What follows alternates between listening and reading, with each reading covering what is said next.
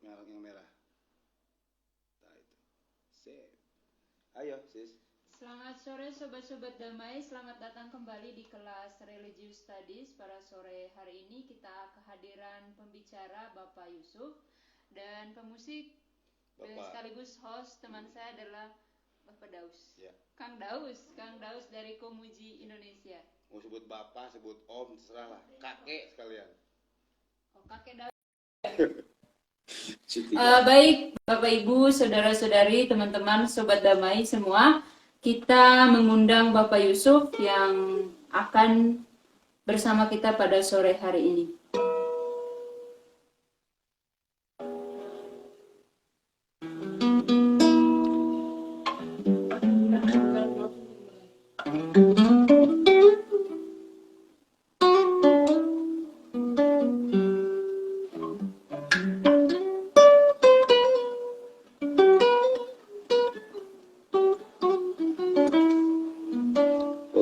Minggu kemarin kita pembahasan apa sih? Tentang apa? Nah, saya ingat minggu kemarin Bapak Yusuf berbicara soal identitas, bukan? Itu Pak Dodi. Pak Dodi. Terus Pak Yusuf? Ayo, ketiga. Ayo, ketiga. Mana ini? Ayo. Ayo apa yo? Kang Daus juga lupa.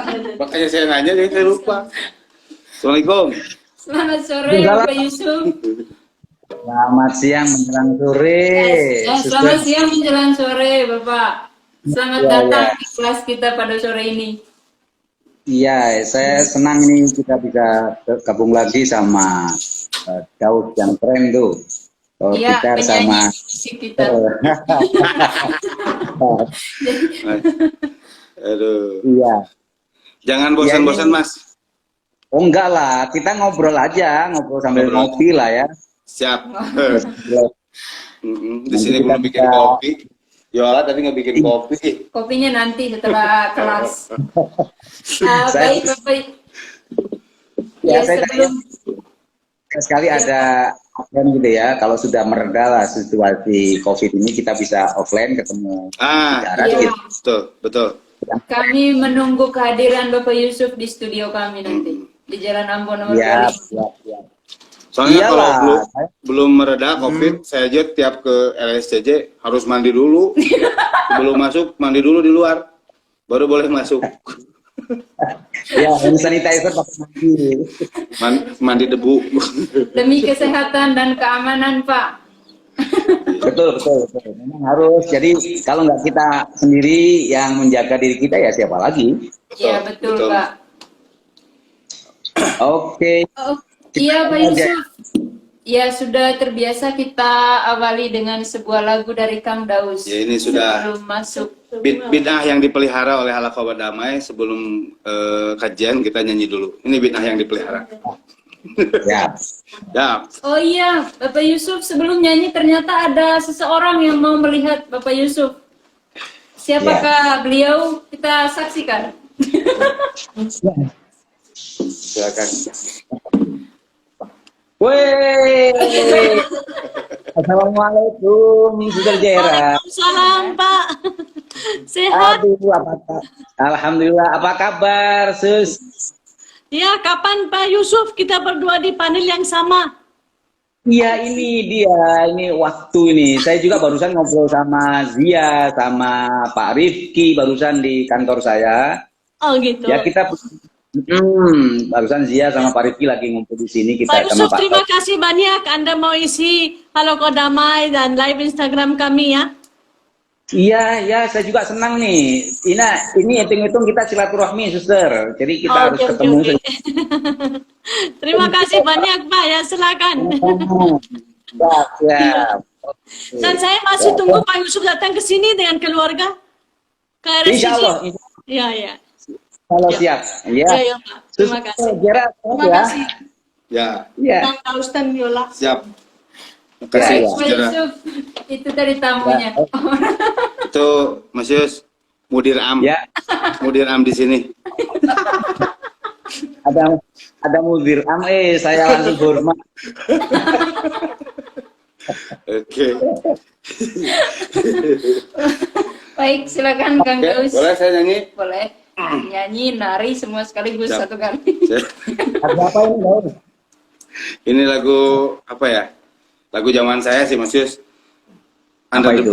Under the Bridge dari Red Hot Chili Peppers. Chili pepper bukan ini ya, bukan semacam apa namanya makanan gitu ya. Bukan black pepper. Bumbu Sunda. Bukan sambal mata juga bukan. Oke. Padahal bahasa sama itu mas sambel sebetulnya teman.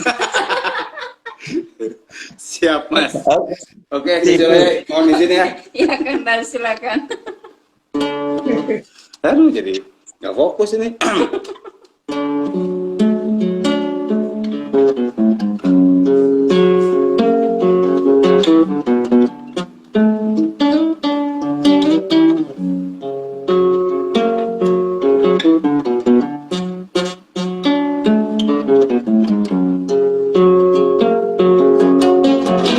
Sometimes I feel like I don't have a partner. Sometimes I feel like my only friend is the city I live in, a city of angels. Lonely as I am, together we cry.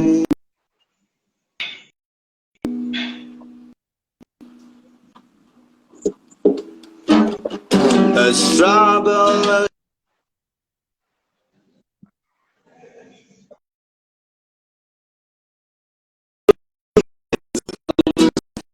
who I am.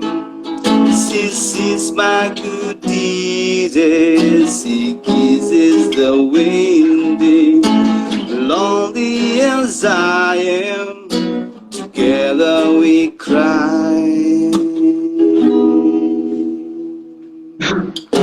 I'll never wanna feel like I did that day. Take me to the place I love.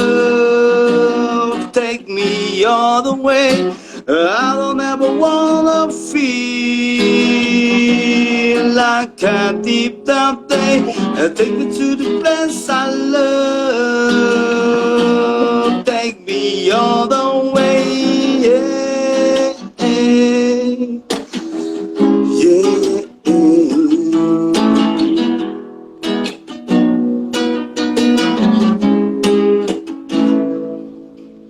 It's hard to believe that there's nobody out there.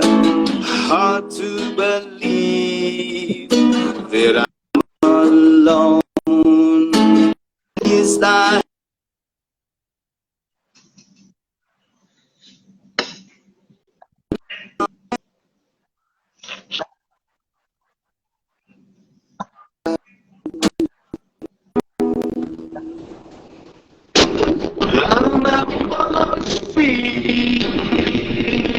Like I keep that thing, I'm taking to the best I love.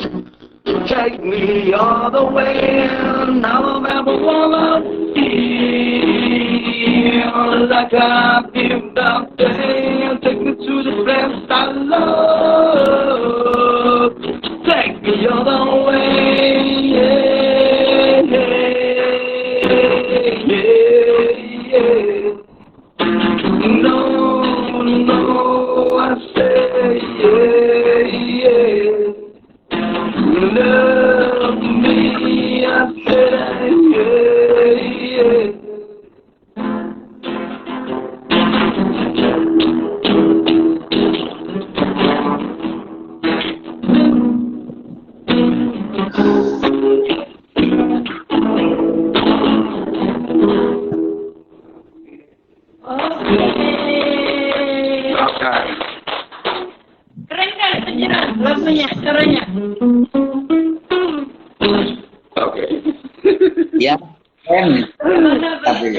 dari musisi kami.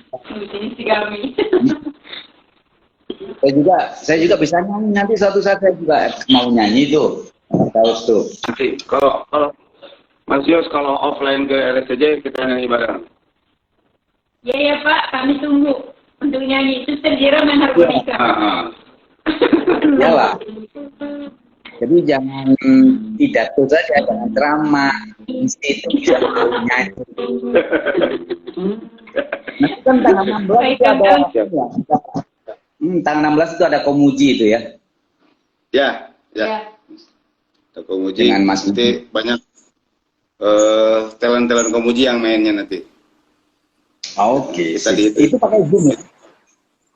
Pakai Zoom Mas. Siap. Jam 7 malam baru mulai. Dari jam 7 malam acara. Ya itu mah enak sambil ngopi. Ngopi ya. Oke, rumah. Oke.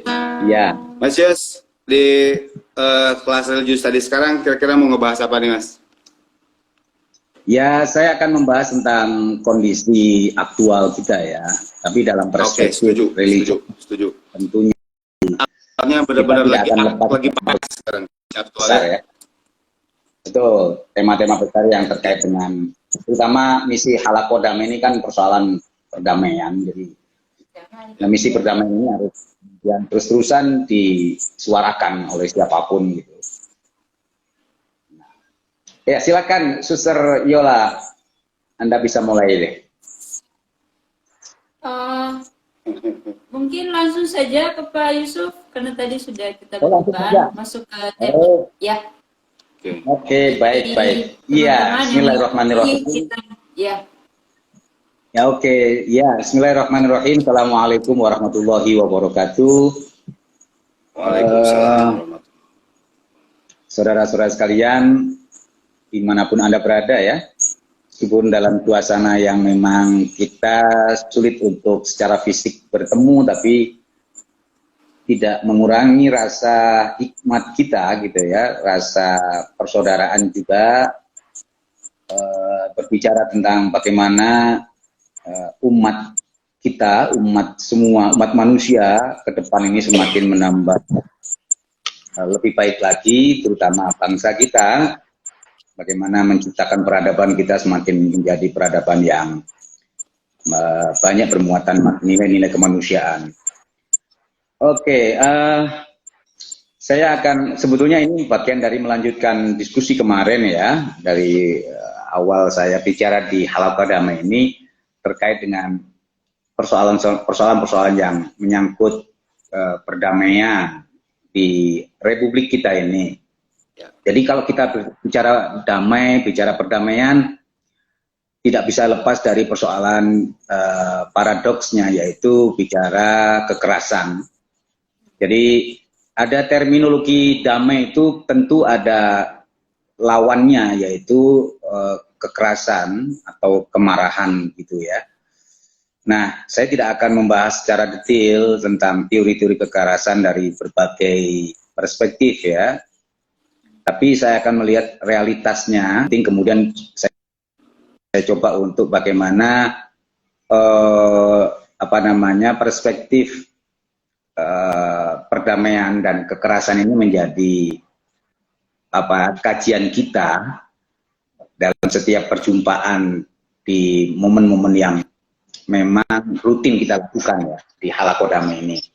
Baik, kalau saya lihat belakangan, saya kira teman-teman kita semuanya tahu, masyarakat kita tahu belakangan ini kita prihatin juga situasi negara kita dalam keadaan yang ya kurang begitu kondusif ya menurut saya. Jadi lagi-lagi kekerasan masih mewarnai relasi antar manusia.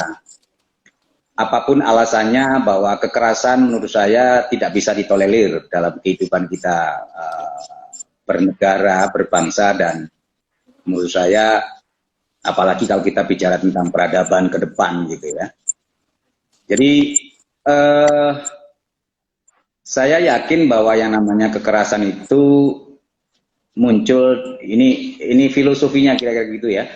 Kekerasan ini bermula dari diri aktor ya, aktor siapapun itu, baik itu aktor yang menurut saya punya peran penting dalam mendrive manusia, ataupun aktor yang bersifat partikular gitu ya. Jadi kekerasan itu muncul dari individu-individu yang itu tadi saya sebut aktor, dan kekerasan yang dari aktor itu karena situasi yang dianggap tidak menguntungkan bagi dirinya, maka kekerasan menjadi salah satu alternatif untuk memunculkan eksistensi aktor. Aktor itu bisa bentuk personal, bisa bentuk kelompok, bisa bentuk individu, bisa berbentuk institusi gitu ya. Jadi kalau berbicara kekerasan, salah satu yang muncul pasti terminologi kemarahan gitu. Jadi kemarahan itu bisa berbagai hal, disebabkan bisa karena ketidakadilan, ketertindasan gitu ya, keterpurukan baik itu secara sosial, budaya, ekonomi gitu ya. Maka menurut saya kekerasan dalam bentuk kemarahan itu sebagai respon ketidakadilan yang tadi itu, ketimpangan yang menurut sebagian kelompok atau sebagian orang menimpa pada dirinya. Nah, tapi kekerasan dalam hal ini menurut saya ketika orang merasa tidak puas dengan ketidakadilan, merasa orang tidak puas dengan ketertindasan gitu ya, maka ketika mereka melakukan kekerasan itu dipastikan akan melahirkan kekerasan, kira-kira gitu. Jadi entitas kekerasan atau kekerasan itu ketika dilakukan oleh seseorang itu dipastikan akan melahirkan kekerasan pula. Jadi ada simbiosis mutualisme ya. Kan begitu, Daus ya. Jadi Mas Yus boleh sedikit mengomentari nggak? Boleh sedikit bertanya? Ya, apa-apa, kita saling aja, boleh. Kan yang jadi lagi kayaknya di negara kita itu jadi tambah panas lah belakangan ini ya, bahkan di dunia gitu ya. Ya.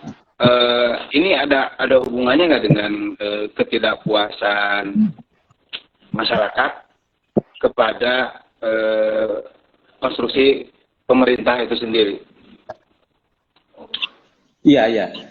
Ya, ini memang saya akan menuju ke situ. Jadi gini, ada teori menarik sebetulnya, teorinya saya terpaksa harus ambil teori supaya menjadi kesannya lebih ilmiah gitu ya. Tapi nggak apa-apa ya, ini nggak. Saya coba untuk membreakdown-kan atau membumikan bahasa saya supaya tidak, memang ini kayak majelis taklim aja, jadi saya nggak kayak kuliah ya. Jadi gini, iya, Dahrendorf itu, menurut Ralph Dahrendorf, dia seorang teoritik konflik ya, dia termasuk Marsianis lah ya. Dia mengatakan bahwa kekerasan atau kekerasan, kemarahan atau konflik itu merupakan atau refleksi dari distribusi otoritas atau distribusi kewenangan yang tidak merata, kira-kira gitu, atau yang tidak adil. Ya, distribusi otoritas itu bisa macam-macam, ya bisa sosial, bisa politik, bisa budaya, bisa ekonomi, dan berbagai hal. Ketika orang, ini bisa masuk akal memang, ketika orang perut kosong gitu ya, secara ekonomi nggak teruntungkan, itu dia mudah marah. Gitu. Dia mudah untuk diprovokasi untuk melakukan sesuatu yang bersifat destruktif, yang bersifat merusak. Karena orang itu lagi perutnya kosong, kemudian dia diperlakukan yang tidak adil misalkan. Sementara yang ada di sana itu mereka berfoya-foya, berpesta fora gitu ya, menikmati yang bahkan bukan haknya gitu. Ya gimana nggak marah gitu. Nah, ketika orang sudah kayak begitu, infiltrasi, ada pengaruh-pengaruh yang negatif, kemudian dipengaruhi. Jadilah mereka bisa berkumpul orang-orang yang kecewa, orang-orang yang frustrasi, orang-orang yang merasa diperlakukan tidak adil. Gitu. Nah, dari situ, menurut saya teori Dahrendorf ini memang relevan untuk dalam kondisi kekinian. Jadi orang melakukan kekerasan karena memang dia merasa tidak kebagian apa-apa gitu, ya. Ruang-ruang dia, gitu, ruang ekonomi dia, ruang politik dia, ruang budaya dia itu nggak dapat kue gitu kira-kira. Oleh sebab itu dia bisa melakukan apapun. Nah, ini menarik sebetulnya kalau kita memotret relevansinya dengan kondisi kekinian.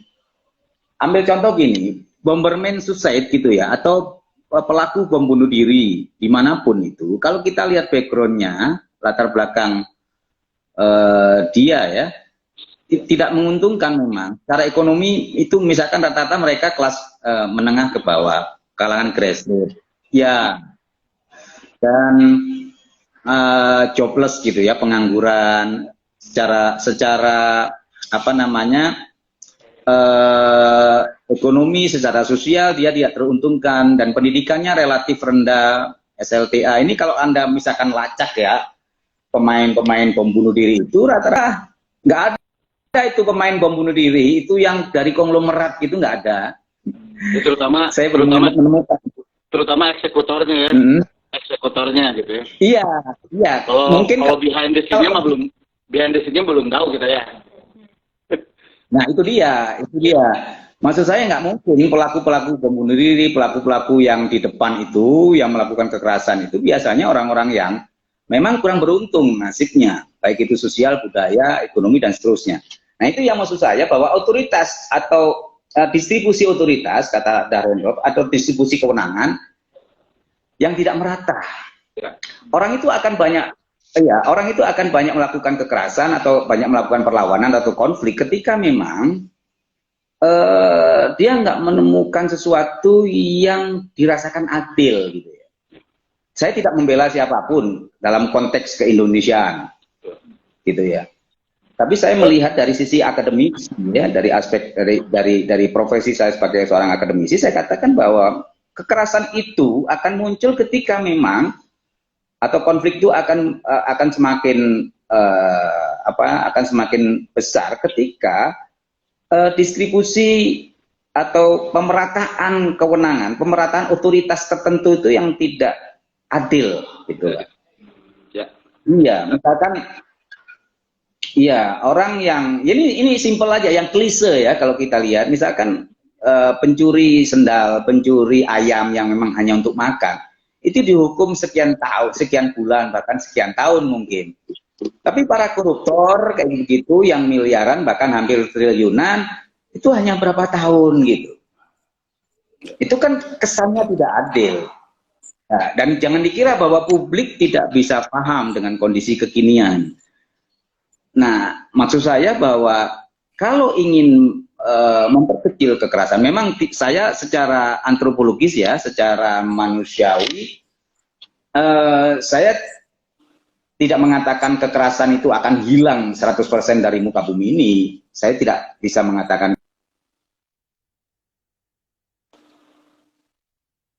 Oke, Masius agak sedikit terganggu.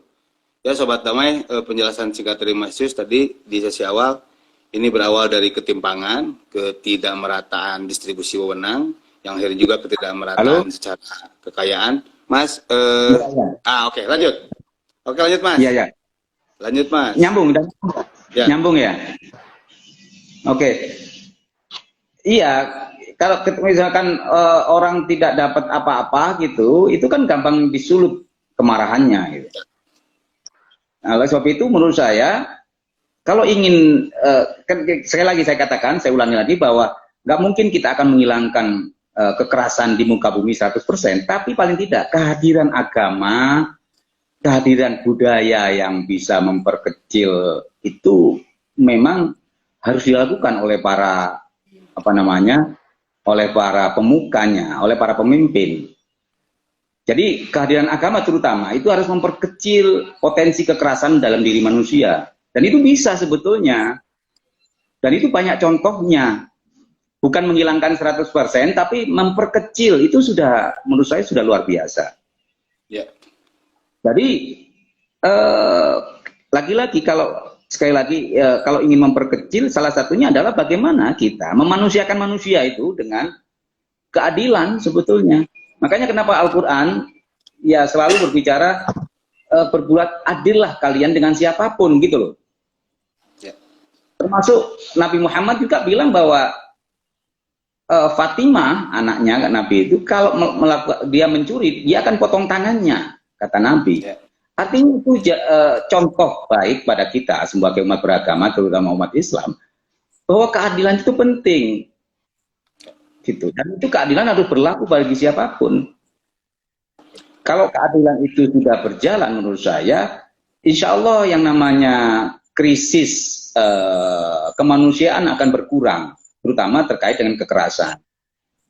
Gitu.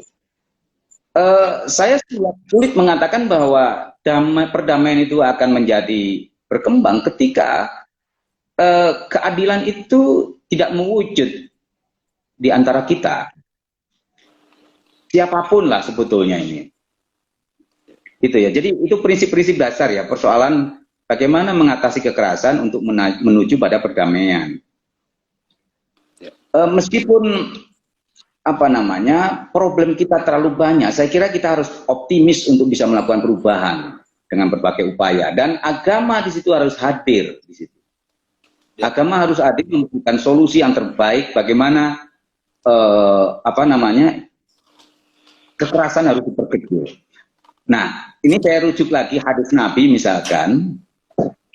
Nabi itu berkali-kali ketika ditanya sama sahabat, misalkan, Nabi bilang, ya Rasulullah, bagaimana cara mengatasi, kira-kira gitu ya, cara mengatasi problem hidup ya. Kata Nabi apa? La taghdab. La taghdab 3 kali. Jangan marah, jangan marah. Gitu. Jadi memang kalau orang marah gitu ya, itu irasional perilakunya, tidak masuk akal. Seringkali perilaku kalau orang marah itu susah dikendalikan.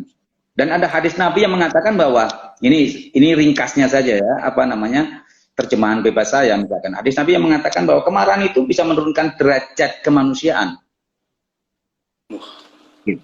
Makanya pemimpin itu nggak boleh sembarangan mudah marah, karena dari situ kelihatan mentalitasnya. Tidak boleh temperamen, betul ya? Ya, iya betul. Kalau misalkan mau, makanya misalkan ada hadis Nabi mengatakan kalau memang susah untuk mengendalikan marah, dia harus mengambil air wudhu, dia berwudhu. Secara medis memang masuk akal ya. Orang ketika marah gitu ya, kan secara biologis badan kita panas. Nah, kalau motor atau mobil itu knalpotnya kita panas gitu.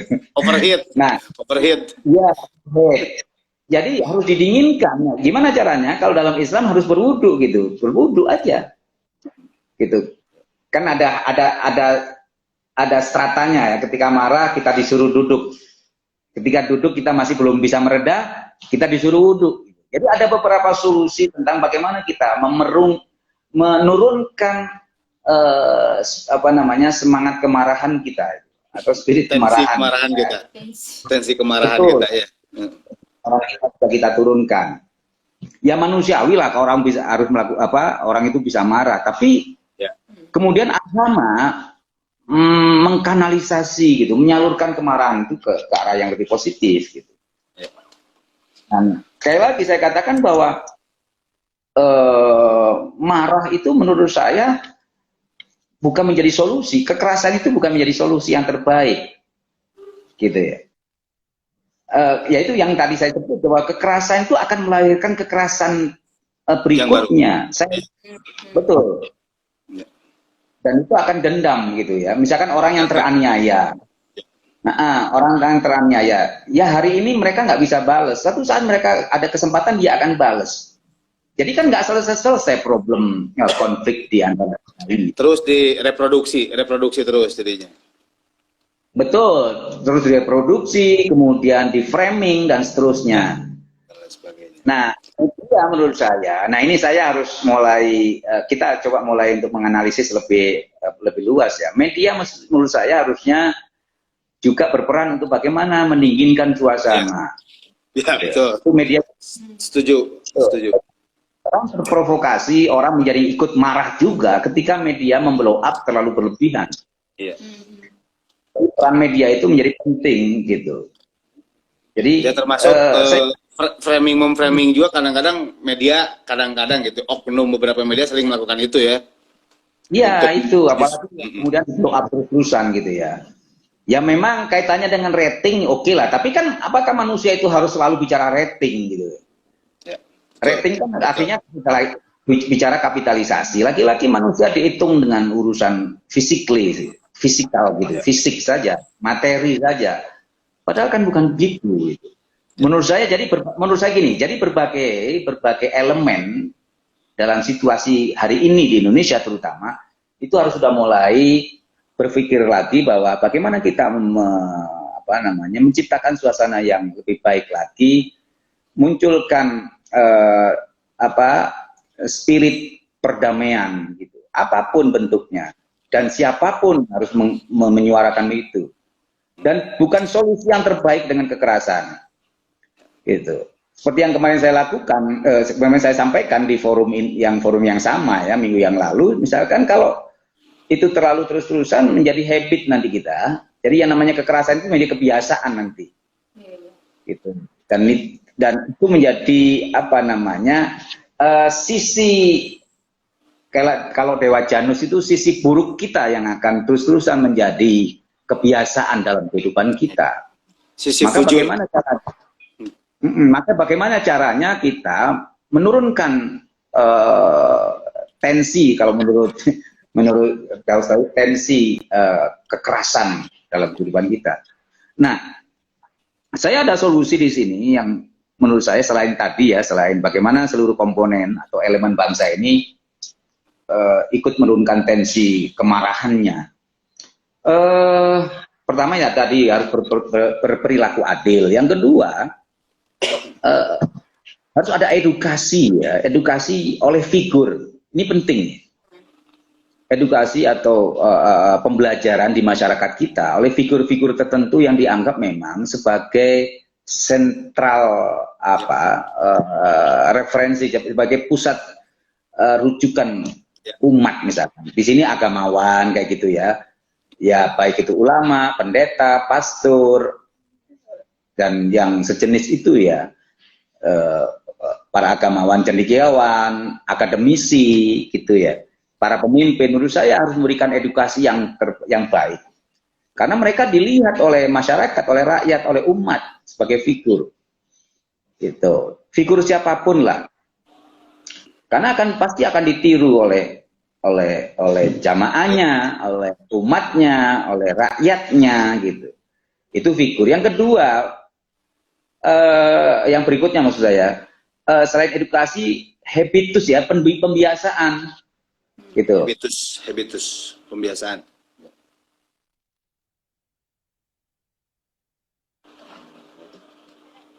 Ntar Sobat Damai, Mas Yus sedikit terganggu koneksi internetnya. Sambil nunggu, tadi udah ada 3 poin ya. Ada 3 poin. Adil, karena kalau kebalikan dari adil apa ya? Nah, lanjut.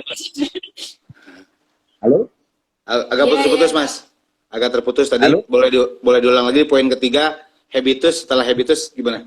Ya, pembiasaan. Jadi gini, kebiasaan itu menurut saya bisa kita lakukan oleh siapapun ya.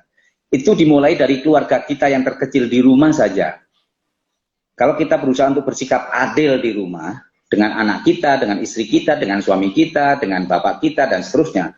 Kalau kita bisa berlaku adil, lalu kita menjadi contoh, bisa menjadi contoh. Misalkan saya jadi seorang bapak, saya harus bisa menjadi contoh anak-anak saya, istri saya, gitu ya, dan seterusnya. Nah, lalu itu dibiasakan dalam kehidupan sehari-hari.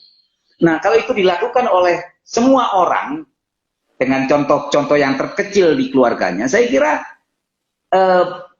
peradaban itu bisa diwujudkan dari pembiasaan di keluarga dulu.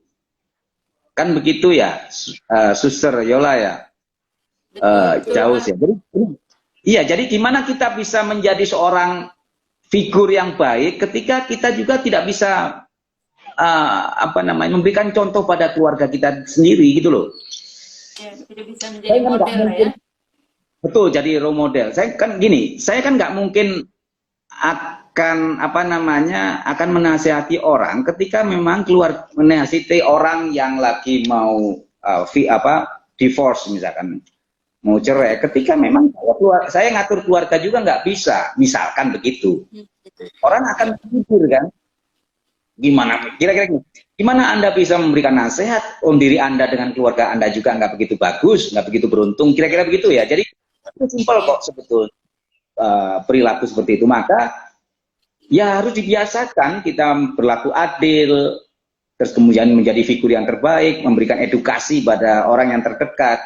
Nah, hal-hal yang kesannya kecil, tapi kalau semua orang melakukan hal yang sama, saya kira itu bisa memperkecil persoalan-persoalan besar kebangsaan tadi itu. Gitu. Jadi peradaban itu menurut saya, peradaban sebuah bangsa itu bisa diproduk oleh lokus yang terkecil dulu gitu, di rumah dulu, di keluarga dulu. Gitu. Kira-kira begitu menurut saya dalam bagaimana kita bisa membiasakan toleran dengan sesama, dengan perbedaan-perbedaan. Misalkan kayak Daud sekarang ya, atau kita ketemu dengan kawan-kawan kita yang non-muslim kayak Suster Yola, Suster Jera dan yang lain. Tapi kita kan menjadi enak gitu loh. Nah, kenapa yang lain tidak bisa? Yang mestinya bisa gitu. Apalagi di internal sesama agama, misalkan saya dengan teman-teman muslim yang lain, Suster Yola dengan kawan-kawan Nasrani yang lain, saya kira kalau kita biasakan seperti ini, maka urusan kebangsaan tadi, persoalan-persoalan kebangsaan tadi, saya kira akan terkikis gitu ya, sedikit demi sedikit. Jadi memang pembiasaan itu harus dimulai dari hal yang kecil di rumah kita, di urusan internal kita. Kalau saya misalkan di rumah, lalu di tempat kerja saya, di kampus gitu ya, bagaimana saya harus memperlakukan mahasiswa saya atau teman-teman sejawat saya, dosen-dosen itu dengan adil, dengan bisa mudah memaafkan. Saya kira no problem itu. Nah, pertanyaannya sekarang, bagaimana bisa nggak para pemimpin itu, pemimpin apapun lah ya, baik pemimpin formal negara maupun ormas-ormas itu, bisa nggak duduk bareng gitu ya sekarang? Ayolah kita ngomong baik-baik, kita bicara baik-baik. Fa'ina tadzabun, kofadis gitu ya. Mau dikemanakan Republik ini? Gitu. Ayo kita baik. Sebab ini kan kita ini satu keluarga besar nih, yaitu bangsa Indonesia. Kalau berbicara agama kan kita ini satu bapak, yaitu Nabi Ibrahim, Abrahamik gitu. Saya dengan Suster Yola, Daus dengan Suster Yola, Suster Jera kan kita bisa familiar gitu, bisa nyaman ngobrol. Persoalan keyakinan itu menjadi personal urusannya, tidak menjadi harus ya tadi yang kemarin pernah saya bilang, kita tidak harus menghakimi keyakinan orang lain. Kita tidak punya kewajiban atau tidak punya otoritas untuk memberikan rapot kepada orang yang bukan ini kita ya, bukan satu sekolahan kita gitu. Ya kalau saya memberikan rapot ke Daus mungkin tidak ada masalah, tapi kalau saya memberikan rapot mengoreksi Suster kan bukan tempatnya gitu. Nah itu sekali lagi edukasi itu penting bagi para tokoh agama, para pemimpin yang harus menjadi figur. Lalu kita membiasakan spirit atau semangat perdamaian. Saya kira itu jadi gitu, kita bisa adil.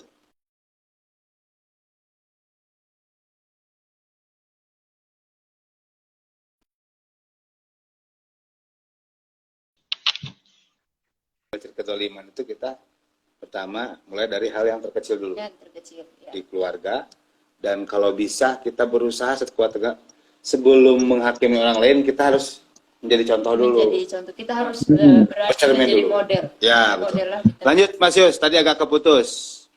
Silakan Iya. dilanjut Mas Yus.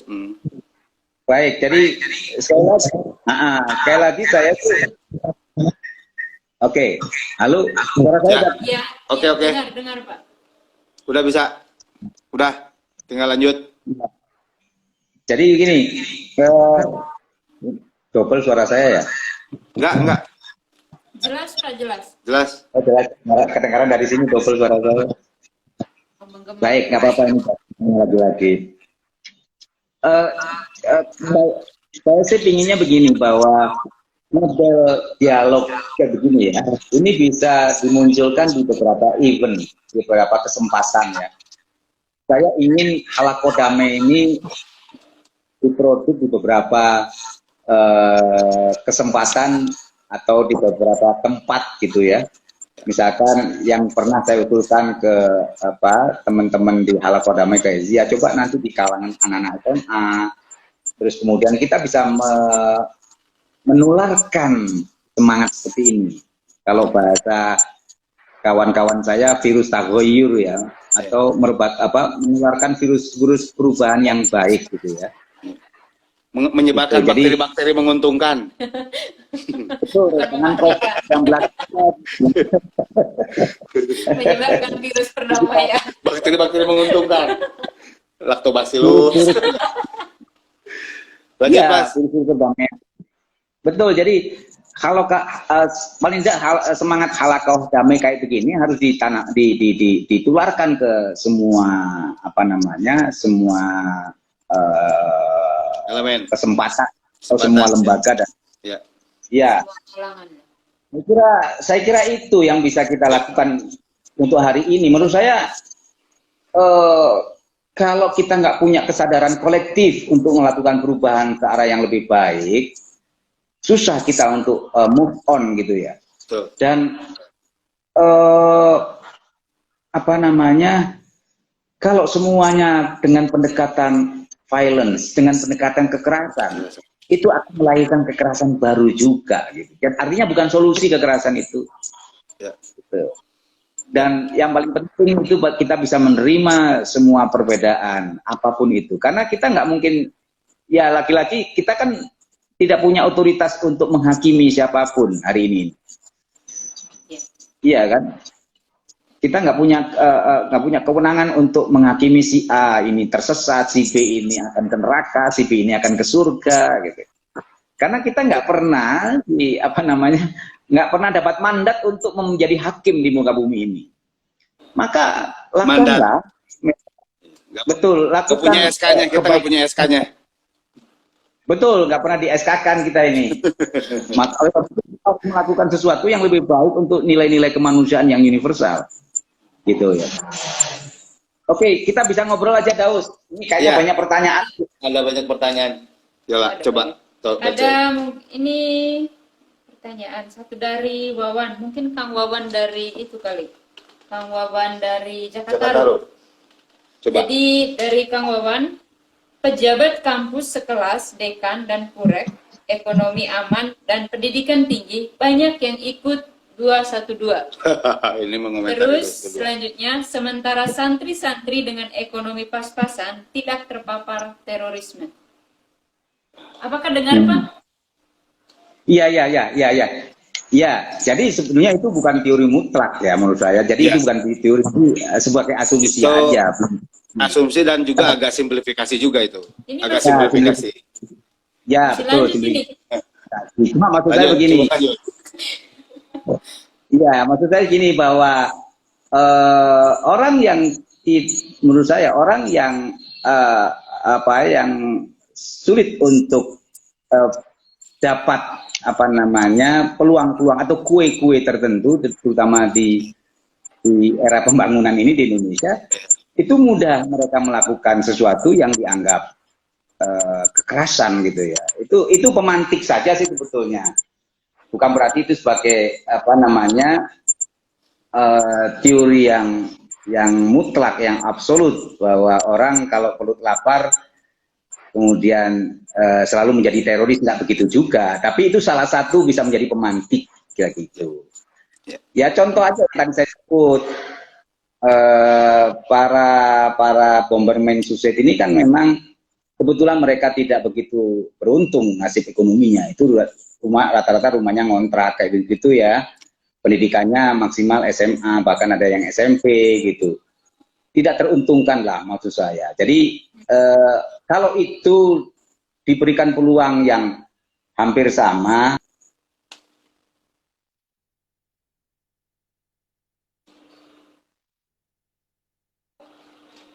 putus lagi. Masih ada lanjutannya itu? Masih ada lanjutan dari Kang Wawan.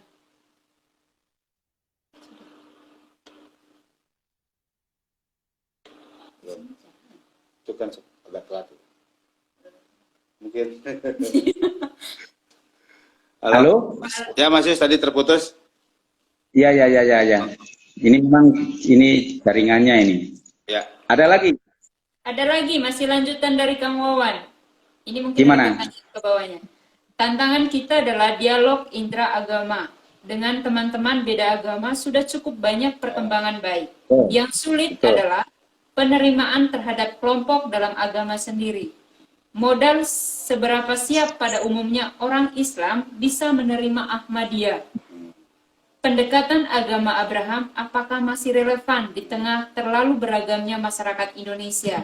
Karena di kita ada Hindu, Buddha, dan penghayat yang tidak dalam payung Abrahamistik. Ya. Begitu. Oke. Jadi tadi Iya, Mas Yus, biar agak jelas, tadi dikomentar oleh Kang Wawan, yang terjadi sekarang itu Islam versus Islam lagi, atau misalnya ada istilahnya kanan versus kanan lagi, enggak kiri versus kanan sekarang ini, kanan versus kanan, ada yang bilang kanan versus ultra kanan dan sebagainya. Dua-duanya punya dalil, katanya gitu ya, punya cabang-cabang. Ya itu pertama, itu kedua juga interfaith di Indonesia ini kan nggak semua Abrahamik agamanya, ada Hindu, ada mungkin ada Buddha, ada Kesundaan dan lain sebagainya. Mangga Mas Yus ditanggapi. Ya, menurut saya bahwa berbicara agree in disagreement itu bukan persoalan dengan Abrahamik, dengan siapapun, bahkan dengan yang tanpa Tuhan. Kita harus bisa saling memberikan ruang gitu. Mereka kan punya hak hidup yang sama. Memang problem internal agama Islam ini kan dari dulu, ini sejarah lama sebetulnya.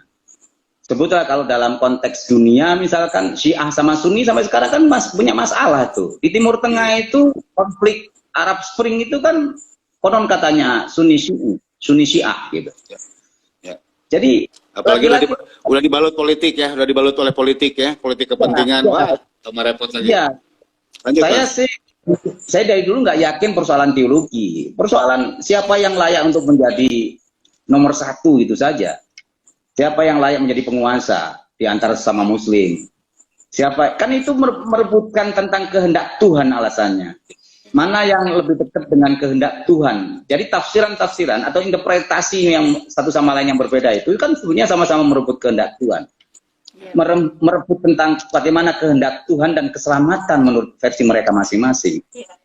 Nah, naifnya gitu ya, konsep keselamatan itu satu sama lain malahan saling saling tidak selamatkan, saling mencelakakan jadinya.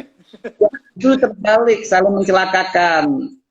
Mestinya kan kalau mestinya ya, idealnya gitu. Kalau interpretasi tentang agama yang rahmatal lil alamin gitu ya, mencari keselamatan ya semuanya harus diselamatkan, bukan kelompoknya saja. Gitu. Nah, ini memang persoalan yang rumit ya. Itu ketika pasca Rasulullah meninggal itu muncul itu benih-benih konflik di antara sesama Muslim. Dan hari ini kita masih belum selesai urusan Sunni dan Syiah itu. Bahkan perangnya perang berdarah-darah gitu ya. Bukan sekedar ghusul fikr gitu, bukan hanya sekedar perdebatan teologi, tapi sudah perang fisik. Nah, saya kira saya masih optimis satu saat harus ada perjumpaan di antara sesama Muslim. Saya setuju sama Kang Wawan bahwa Saya kira umat Islam hari ini terutama di Indonesia sudah tidak ada persoalan dengan agama-agama Abrahamik tadi itu.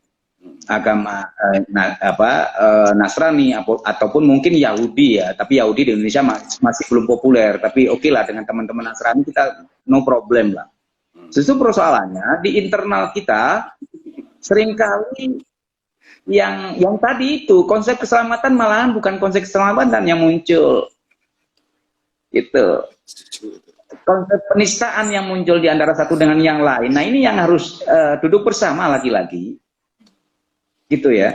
Sebab kalau misalkan masih merasa paling benar, merasa kehendak tafsiran dia merasa sesuai dengan kehendak Tuhan atau keinginan Tuhan, itu menurut saya ya anarkis pemikiran gitu.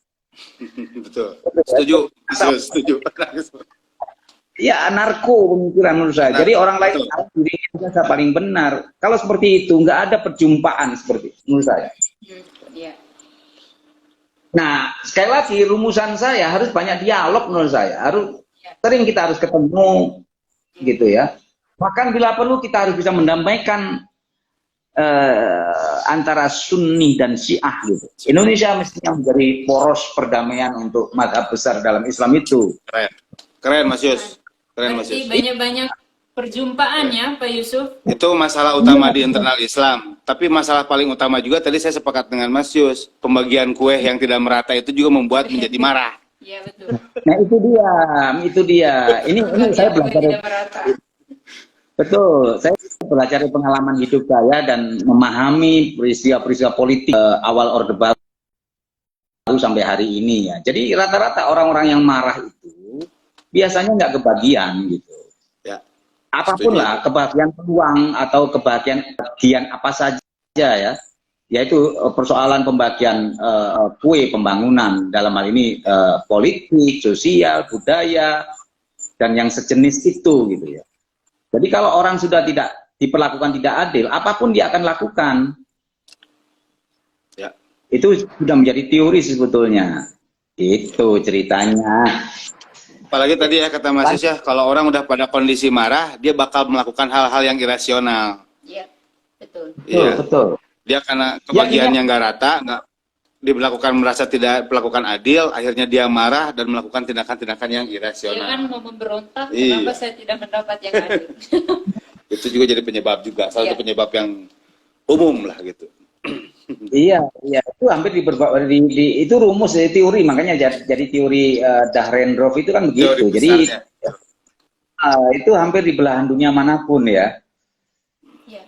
Kasus kayak misalkan ya Mursi kayak gitu ketika di Mesir itu ketika Mursi menang misalkan itu yang jadi kabinetnya kebanyakan orang-orang Mursi dan akhirnya oposisi tersinggung dan akhirnya banyak masalah dikudeta lah sama Asisi ya, sama Jenderal Asisi, kudeta militer. Nah kayak begitu-gitulah. Iya. Dan itu menurut saya fenomena atau gejala seperti itu akan muncul terulang kalau distribusi otoritas itu tidak adil gitu ya. Setuju Mas. Setuju. Orang marah dikolektifkan gitu ya. Kalau orang marah hanya 1-2 mungkin bisa diatasi. Kalau orang marahnya banyak dikolektifkan itu akan menjadi kekuatan yang luar biasa. Ya namanya manusia itu kan ada potensi yang kemarin saya bahas di forum ini ya. Gitu.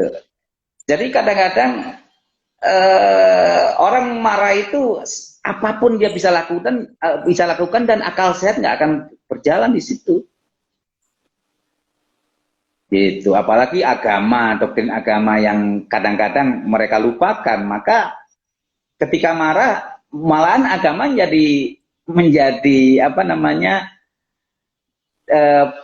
starting point untuk mendukung marahnya dia. Jadi mungkin ditambah untuk agama dijadikan alat untuk mendukung, memberikan dalil untuk marahnya dia. Ini problem juga gitu. Ya problem interpretasi ya. Ya, betul. Saya kira itu. Dok, kali sebelum kita akhiri. Ya. Ini kita udah sekitar 4 menit lagi ya. 5 menit lagi. Mas Yus, langsung aja closing statement lah. Kira-kira kesimpulannya kayak gimana? Apa kesimpulan closing statement di kelas hari ini seperti apa? Ya, Mana, jadi closing statement saya begini, bahwa kalau ingin perdamaian itu akan mewujud di bumi kita yang tercinta ini, maka kita harus bisa menerima perbedaan dari manapun, siapapun itulah, baik itu pemimpin negara, pemimpin ormas, atau tokoh agama, gitu. Kita harus bersikap adil juga terhadap siapapun. Kemudian para tokoh agama itu, akademisi, tokoh-tokoh agama, para pemimpin harus bisa menjadi figur yang baik, gitu ya. Kemudian figur yang baik dan memberikan edukasi terhadap masyarakat dan umatnya, bagaimana kita bisa hidup bersama dengan yang lain. Kemudian terakhir, kita harus bisa membiasakan perilaku-perilaku yang memang mengedepankan rahmatan lil alamin. Sekali lagi, rahmatan lil alamin itu bukan hanya lip service, bukan hanya sekedar di bibir, tapi menjadi perilaku, gitu ya.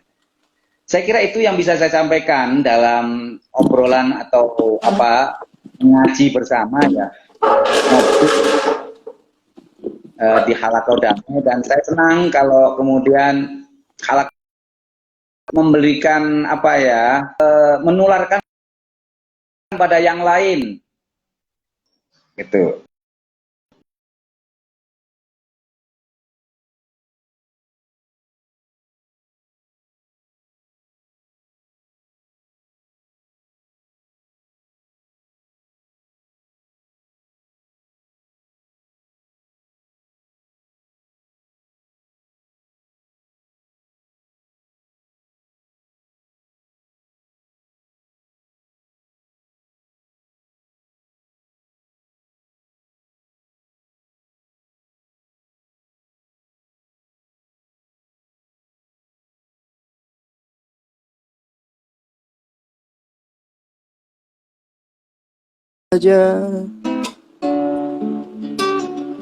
Bukan hanya karena sama,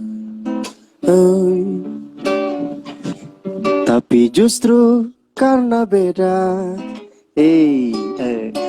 Ku rasakan saat sendiri, rindu berbincang denganmu, walau akhirnya berargu. Untuk tentukan sesuatu, selalunya ingin bersama. Sampai nanti habis masa, tak peduli kau suka bola dan aku suka formula. Oh, oh, na na na na na. Atas nama ketulusan hati, perbedaan bukan untuk dibenci. Dunia pun jadi indah bersama kita melangkah, kau dan aku. Meski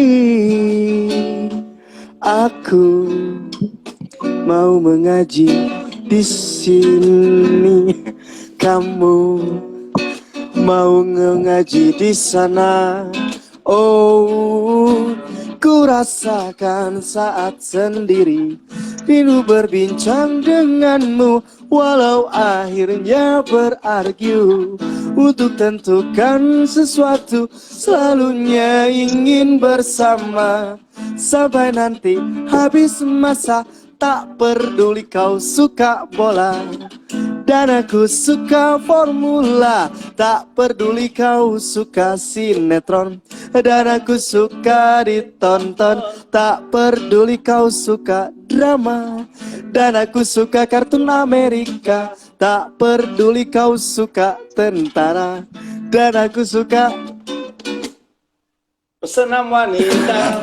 Tak peduli kau suka sosis dan aku suka surabi kismis. Tak peduli kau suka Bang Roma dan aku suka Inul Daratista. Tak peduli kau suka, tak peduli kau suka Mahatma. Dan aku suka Dalai Lama. Udah peduli kau pakai kunut, dan aku nggak pakai kunut. Na na na na na na. Na na na na na na. Maka aku jatuh cinta. Asik. Cinta sederhana saja. Bukan karena? Bukan karena banyak sama. Yeay, warga. Tapi justru karena beda.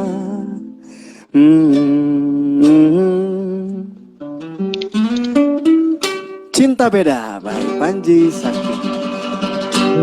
Terima kasih. Ayo, Mas Yus. Ya, Pak Yusuf, terima kasih banyak. Sami. Terima kasih Pak Yusuf. Assalamualaikum. Sampai ketemu minggu depan. Ya. Minggu depan. Kami siapa? Ya, terima kasih sobat-sobat damai sudah bergabung bersama kami sore ini. Selamat sore dan sampai berjumpa lagi minggu depan. Ya, jumpa.